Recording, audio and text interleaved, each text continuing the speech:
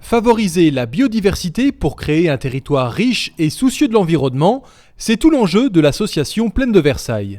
Les corridors écologiques participent de ce développement vertueux en créant des passages entre les réservoirs de biodiversité comme les massifs forestiers.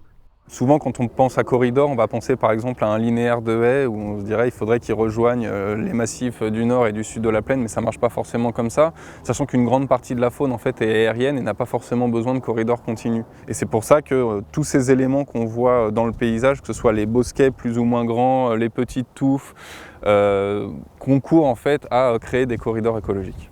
Quelques agriculteurs de la plaine l'ont bien compris et beaucoup ont décidé de planter des haies en bordure de champs, notamment pour conserver les auxiliaires de culture. Par exemple les carabes et aussi les coccinelles qui vont se conserver durant les périodes d'interculture et qui seront prêtes à intervenir sur les cultures. Par exemple, s'il y a une attaque de pucerons, on aura des réserves d'auxiliaires. Ces auxiliaires de culture se nichent également le long des routes ou sur les chemins, dans les bas-côtés herbacés qui constituent un autre corridor écologique à préserver. Par ailleurs, un territoire riche, c'est un territoire qui accueille une grande variété de plantes et d'animaux.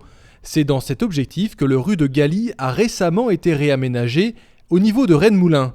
Recréation de méandres et plantation d'une trentaine d'espèces de végétaux différents. L'objectif, c'est qu'ils puissent en partie déborder plus facilement dans les champs, ainsi limiter les impacts des crues sur les zones urbaines.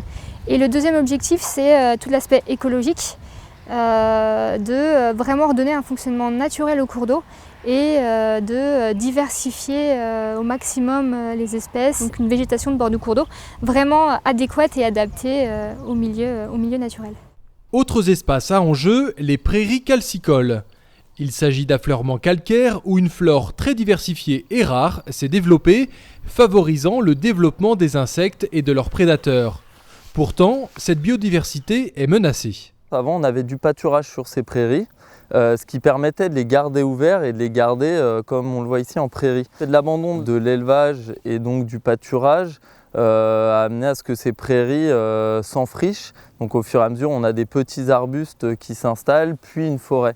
Il est donc nécessaire de défricher régulièrement ou bien pourquoi pas de réintroduire du pâturage, une méthode plus naturelle.